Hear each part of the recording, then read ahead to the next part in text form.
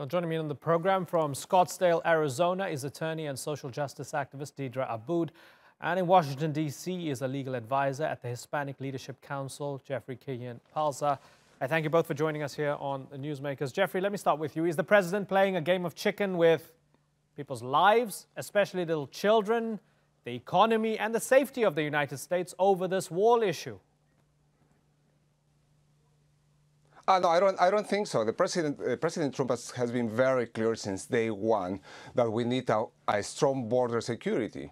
The issue is quite simple: build the wall, and that is why President Trump is requesting the money, the funding from Congress. And it's not a lot of money from the U.S. economy. It's just 5.7 billion. Just to give you an example, Congress is allocating $1.8 billion to the United Nations just to pay the bureaucracy that the people of the United States is supporting there. Right. So if you compare 1.7 But Jeffrey, if there's such an emergency, 1.8. Certainly, okay, got it. Jeffrey, if there's such an emergency for national security, for border security, why is the president willing to not pay TSA agents, the very people who are in charge of security at airports? The United States faced its most horrific terror attacks via airplanes. So it's okay to not pay TSA agents while he pushes through the border agenda. It doesn't sound like he's very serious about border security, does it? Those are two different issues. If you are referring to the government shutdown, that has been created for a political game. It doesn't have anything to do with the policy of securing the border that President Trump has been pushing from day one. I'm putting it to you very simply. There's a cause and effect here. There's a government shutdown as a result of the border issue, and the president is pushing back very strongly against the Democrats, saying, I want my wall or else because of border security, and therefore I'm going to shut down the government. And as the government is shut down, TSA agents are not being paid. It is not only President Trump. If you have had the time to read a recent poll by Harvard University, almost 80% of the American people, 80% of the American voters agree on building the wall. 80%. Among those 80%, at least 69% of Democrats agree on building the wall. So just see the facts. Okay, let's bring in Deedra Abboud. Okay, let's bring in somebody who disagrees. Deedra? 80% of the people want our borders to be secure. That does not mean 80% want a useless wall. Compromise is what the government needs to do. This shutdown is about a temper tantrum. The government wants a wall, not to compromise on actual What is your proposal? security. You don't want the wall. What is your proposal? What is your proposal? We you don't want the wall. Democrats do not want. Democrats are encouraging people to come here illegally. Okay, so Jeffrey, you've asked her what's her proposal. Deidre, what's your proposal? What Democrats say? Democrats want technology. What is your proposal? You don't want the wall. Okay, Jeffrey, so Democrats don't. Jeffrey, you've asked the question 7 times. Allow her to answer it. Go ahead, Deidra. We have technology in the 21st century that's much better than a wall. We have said several times that there are drones, there are underground sensors. This is not new technology. This is actually taking care of who is crossing the border. This is so much more effective than a wall. Tunnels and shipping ports and airlines are actually where people come in undocumented and drugged. It is absolutely true. The officers on border security are asking for the wall. Deidra, I want to ask you something specific related to the 2 dead kids. We have 2 Guatemalan kids, 2 tragedies, a 7-year-old and an 8-year-old. Both of them dying while just a second. Hold on for a second. Let me ask the question, right? I'm going to start with you, Jeffrey, and then go to Deidra, right? So we have these 2 kids. Hold on for a second, Jeffrey. Allow me to ask the question. So we have these 2 kids who have died. Both of them passed medical screenings initially, so they were fine. And in federal custody, they died. The president is blaming the Democrats. Even though you're for the wall, you would accept that the president is making stuff up now. They were in the responsibility and the care of the United States, and they died. That's wrong, isn't it, Jeffrey? The children are responsible of, are parents responsible. Just see what happened.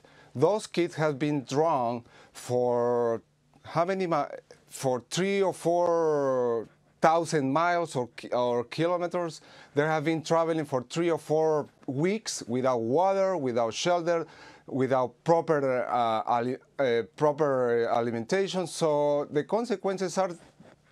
But Jeffrey, if the initial health test said the kid was not dehydrated, and then they go in custody, and then they are dehydrated, who's responsible for the dehydration? It's not the parents.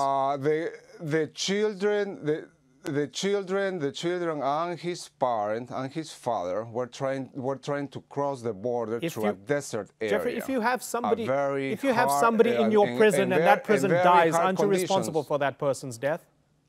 It is not a prison, it's a detention center. It's not a prison, it's a detention center. If you have somebody in your care, if the person was healthy before they came into your care and now they're in your care and they die as a child, isn't it your fault? The child was taken to the hospital. The doctors provide medicine, and then it was under observation for 90 minutes, and the doctors decide to send this child back to the detention center. It's not a jail. It's not a jail. It's a detention center. And then, unfortunately, this happened. My condolences to the Gomez family for what happened. This is a tragedy. Okay, Deedra Abboud. The president says, hold on, Jeffrey. This is a very dangerous journey. Deedra, the president says this is the Democrats' fault because they're not agreeing to play ball with the wall. If there was a wall, these kids wouldn't be dead. Please address that, Deedra. You can't give condolences for the parents for the death of their child and at the same time blame them for the death of their child. They did not die in the desert. These two first graders died in U.S. custody. So U.S. government I can't say my condolences to the family. That's ridiculous. At the same time that you blame them, no. They did not die in the desert. These first graders were in U.S. custody under the responsibility of U.S. government. The U.S. government cannot abdicate its responsibility for the care of first graders. This administration said that it will be better than the previous administration. First graders dying in custody is not better by any metric. Let me ask you a question. Are you against or are you encouraging people to enter illegally to the United States of America? We are not encouraging people to cross the border undocumented. But when people ask for asylum, which is a legal remedy open to people, and the U.S. government decide to put them in a detention center, then they are responsible for their welfare. The U.S. government cannot abdicate its responsibility for the death of two first graders in its care. Deedra, I want to sort of look strategically at this issue and ask whether the Democrats should maybe cave for now and maybe live to fight another battle and another day. It's $5 billion or just over $5 billion. The government shutdown is hurting the economy. It's hurting national security. We've even heard of teenagers dying in national parks, for example, because park rangers might not have been there to protect them and so on. Food stamps could be next. Is it worth the battle, or should Democrats maybe push this through? It is worth the battle not to have a monument of hate, which is the wall, and instead that $5 billion could go for technology that would actually do something other than just be a monument. Or we could put it for Medicare for all so that maybe the rest of us don't die from lack of health care. Jeffrey, if it can be proven to you that you don't actually need a wall, but that you could find creative ways to have a secure border without building this mega structure, would you accept that? In the areas where we have the wall already, that is San Diego, California, El Paso, and some other areas, illegal crossing has dropped by 90%. 90%. So it shows that the wall works. So just to put you an example, my house have a wall, and the wall in my house is to protect myself. So a wall will protect the country. A wall will deter illegal crossing in the southern border of the United States. It's very simple. What the Democratic Party is doing is playing a political game in order to attack President Trump. That is very, very clear, and the American people knows about it. That is why 80% of the voters, as I mentioned before, according to the Harvard poll, I'm going to look into this Harvard poll, and I would also advise the viewers to look into this. We're going to fact check this, and on social media we're going to check if this actually checks out. Deedra, are the Democrats playing a game here? Absolutely not, actually. Trump said that he would proudly shut down the government in order to get his wall. And also the U.S. Senate is refusing to allow any votes that would be vetoed. So the U.S. Senate can't even do the 2/3 override where you can override a president's veto if you have enough votes. So sounds to me like the Republicans are playing the game. And remember that the Republicans had control of all 3 branches of government for 2 years. Why is the emergency now and not the last 2 years? And why can't we compromise? Because compromise is actually what government's supposed to do. And you cannot build a wall in the Native American lands. You can't build it on water, and you can't build it on mountains. So we're going to have technology anyway. Jeffrey, the president can actually, as commander-in-chief, declare a national emergency and circumvent Congress and build the wall anyway. At what point would you support him doing that? In the next few weeks, I think, because I don't see the Democratic Party to compromise with national security. The wall has to be built as part of the national security. We have a serious problem in the southern border. 90% of heroin entered through the southern border. The southern border is controlled, and the side of Mexico is controlled by the mafias. There is a human trafficking. But Jeffrey, you would support the president completely avoiding Congress. To solve it. Certainly, you would support the president completely avoiding and circumventing Congress and essentially going full dictator on this issue. Yes, I will. I will. Okay, that's fascinating. If this will solve the issue, I will. I will support President Trump. President Trump has been very clear. We need to secure our border. The Democratic Party doesn't want that. Okay. And that is very clear. That's fascinating. Deedra Abboud, the president's going to give a primetime address. What do you expect to hear from him? What do you want to hear from him? Well, I sure hope that I don't hear that it's a national emergency, because using the word emergency and terrorist just all over the place makes those 2 words not have the significance that they need to have. What the president needs to do is show leadership, working with both parties, because that's what the United States government is expected to do, and that's why we pay them.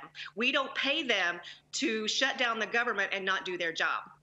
Jeffrey, very finally, come in. Yes. President Trump has been showing a strong leadership. All the proposals that President Trump delivered to the American people has been reached already. We have a growth in the economy. We have almost zero unemployment. Minorities are doing very, very well. And now the final step is to secure our borders, and President Trump will deliver. Okay, very finally, on the issue of government shutdown, you'd be interested to hear from the Airline Pilots Association, representing more than 60,000 pilots worldwide. They wrote a letter to President Trump, pleading with him to end the shutdown, which they say is adversely affecting the safety, security, and efficiency of our national airspace system. Going to be interesting to see what they do. We'll keep a close eye on Washington and what President Trump says. For the moment, let me thank you both, Deedra Abboud and Jeffrey. Kihien, Palza, thanks for joining us on the Newsmakers.